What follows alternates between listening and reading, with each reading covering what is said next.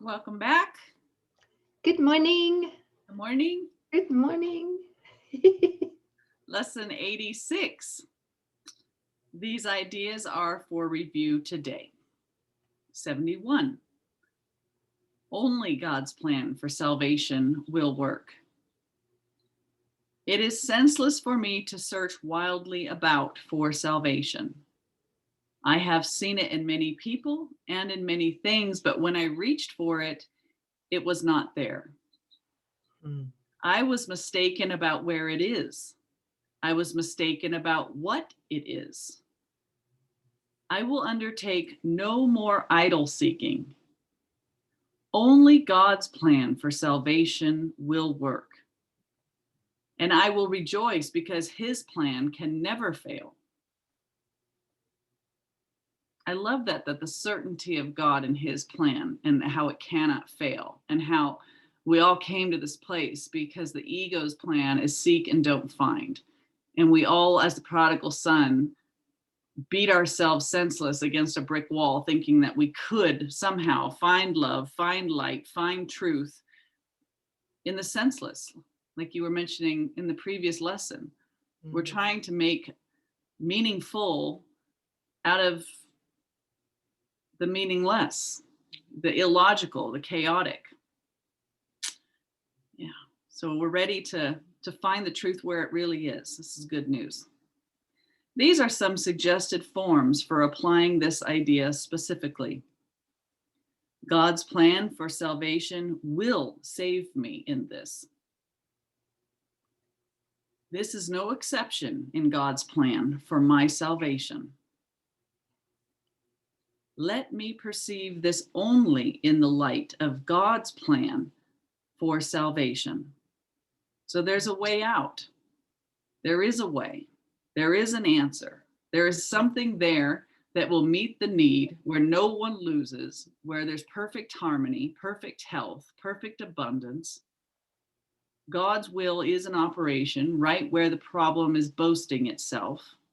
But when I turn within and acknowledge, the light that's in my mind, the innocence that's in my mind, these problems will dissolve. They'll disappear in that light.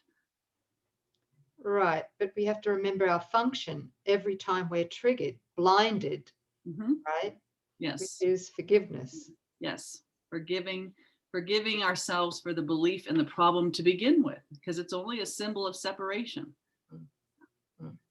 Thank you, sis. And it's the ego that's doing it, right? It's the ego. We have to start even this early in the lessons, start making that positive separation between the ego and what we are as the Son of God, as the Christ, the Holy Self, right?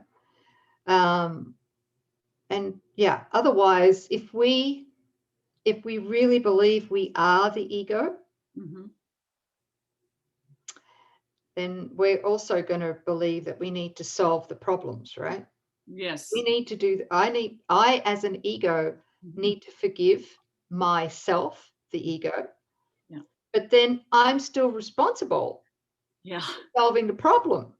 That's exactly. Or I'm still responsible for the guilt that's there. It's up to me to fix this, to save myself, to fix the problem, I'm going to forgive. That's the ego wanting to forgive. I'm forgiving myself for having given this image any credibility at all. And then hands off the wheel. Only the Holy Self, Holy Spirit, can reveal to me what's really there. Coreen cannot know. Coreen was made not to know. So only in my complete surrender of, I got caught on this one, right? I believed it. And I got invested in solving it, and I was off to the races. Whoa, pull up, hold it. This is only an image of separation. It's in my mind and nowhere else. And I'm going to forgive it and accept atonement, listen and wait for the answer to be given. That's God's plan for salvation. Thanks, sis. Thanks for the reminder. You're welcome. Okay, 72. Holding grievances is an attack on God's plan for salvation. Oh boy. Holding grievances is an attempt to prove that God's plan for salvation will not work. Yet only his plan will work. By holding grievances, I am therefore excluding my only hope of salvation from my awareness. I would no longer defeat my own best interests in this insane way. I would accept God's plan for salvation and be happy. Wow. Anybody done forgiveness, accepted atonement, and the problem has not seemed to resolve? Is there a deliciousness in still holding on to some grievance to make a brother wrong, or to employ a spiritualized ego so that it can be part of a solution and prove what it knows, or that it's going to be helpful to God's plan for salvation? Only his plan will work. If I'm holding on to this grievance and I'm refusing to forgive it, I'm excluding myself from the only hope I have of true salvation and happiness. What do you want? Comes down to that choice, doesn't it? Yes. What do we really want? Yeah. Am I in competition with God, or do I want to be happy and surrender to his will, to his plan? Yeah. Specific applications might be in these forms. I am choosing between misperception and salvation as I look on this. I love that, because there's, again, no gray area. We're either looking through the ego filter or we're viewing with the Holy Spirit. Yeah. If I see grounds for grievances in this, I will not see the grounds for my salvation. This calls for salvation, not attack. What were you going to say, sis? Yeah.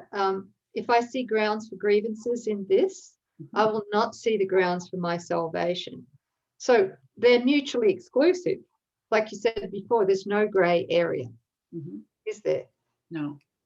You can't hang out in, this third option. Yeah. And be safe. It's one or the other, because all there is present is the kingdom of heaven. The only will there is God's will. It gets very tempting to get caught in there's this world and there's this world.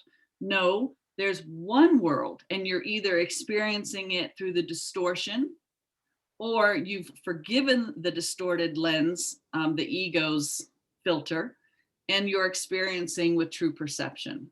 That's it. That's the only choice. It's always here.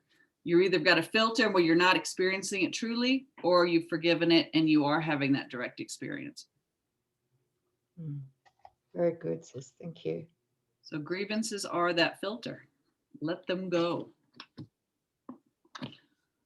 Anything else? No. Lesson 86, guys. We're rocking. Thanks. Yeah. Thanks for joining us. Thank you. See you tomorrow. See you in a minute.